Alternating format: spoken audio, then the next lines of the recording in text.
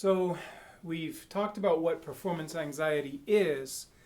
Now in the second part, let's talk about why it is such a serious issue for classical pianists. I think more so than any other kind of musician. Number one is simply because memory. If you struggle with performance anxiety, if you can imagine yourself backstage about to go on, and if someone, magic, person with the wand, Harry Potter or something, Dumbledore, came up to you and said, I'm going to cast a spell on you, and I promise you through this magic spell, you will remember all your notes. You will not forget or get lost. But it's up to you how expressively you play and how technically fluently you play.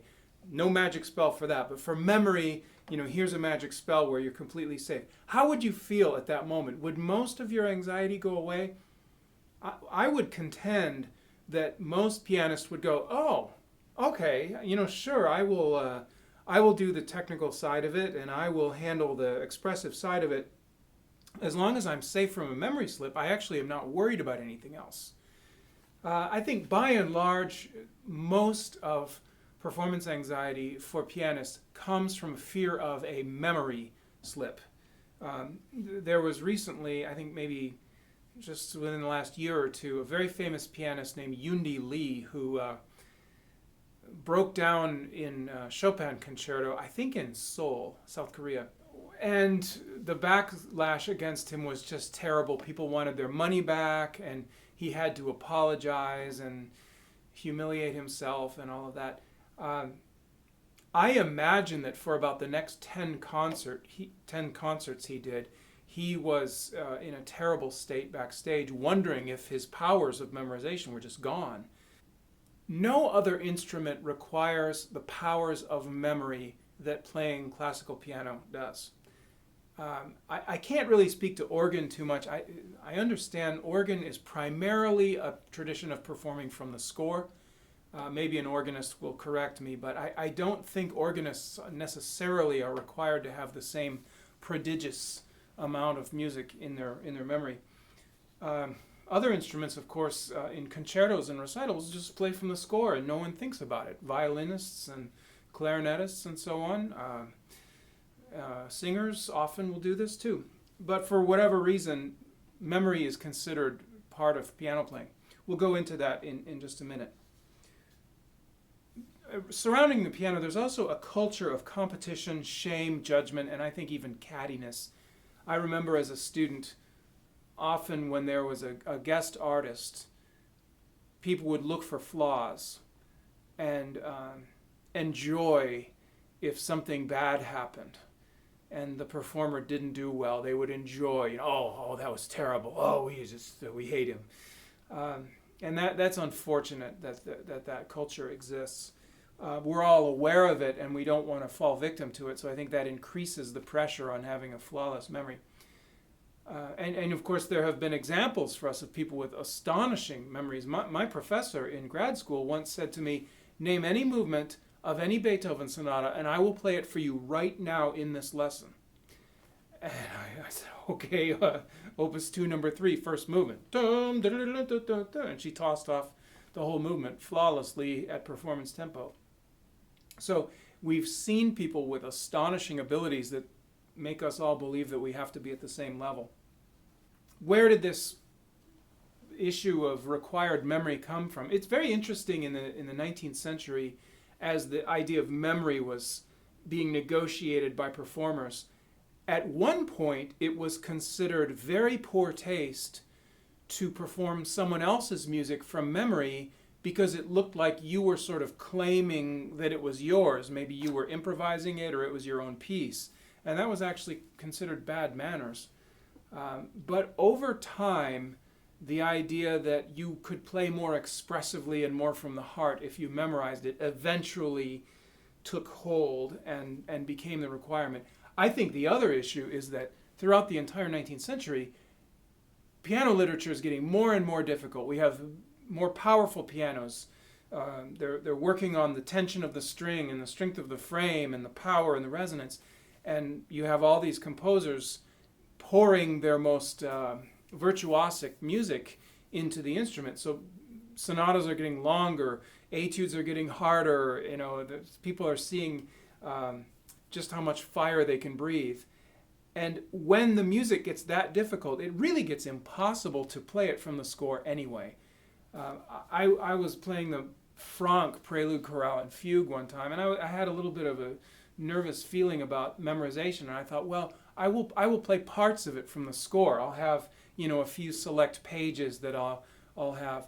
And actually it was a nightmare, and the reason is there's way too much going on the keyboard, way too much moving around, stuff to look at and monitor and find your place. Meanwhile, you're trying to find your place up here, and it's actually not really workable. So I think there's lots of music that really can't be played from the score.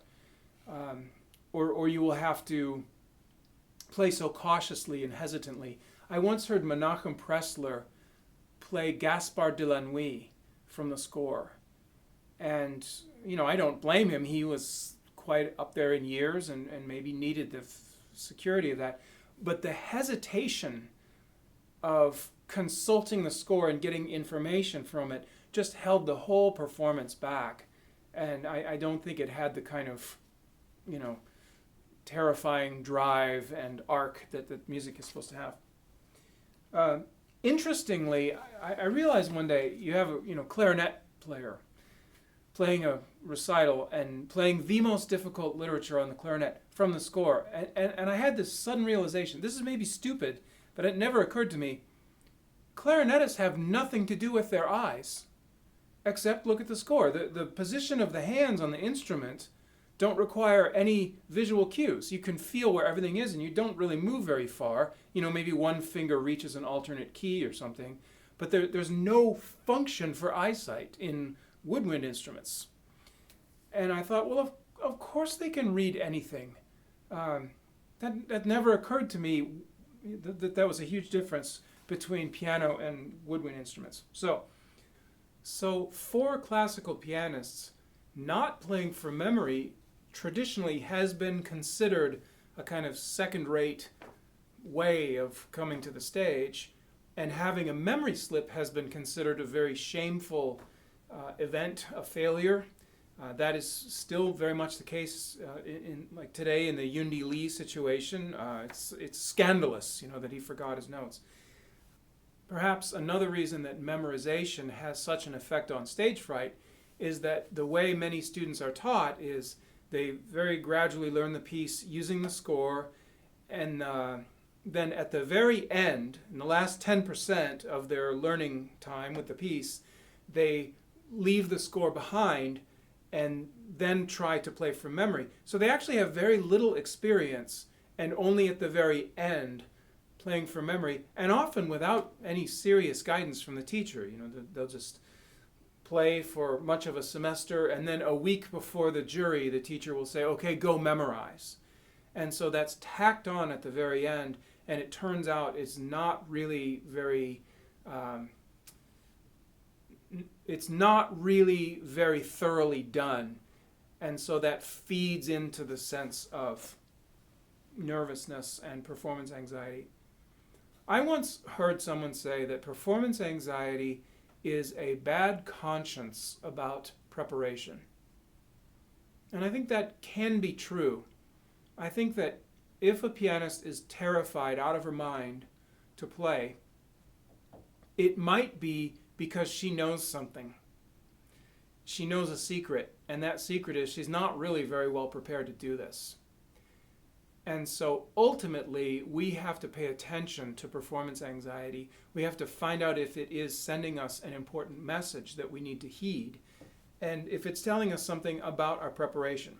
So that's why I think performance anxiety is particularly bad for pianists. In the next part, we're going to talk about dealing with it. See you then.